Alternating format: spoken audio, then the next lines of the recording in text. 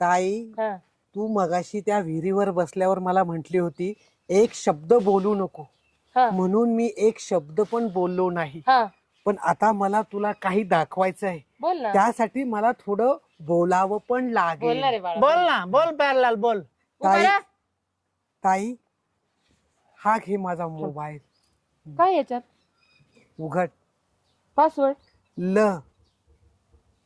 हा नाहीये, चुकीचा. इंग्रजी भाषेतला ल अरे लव कर सांग. सांगतो.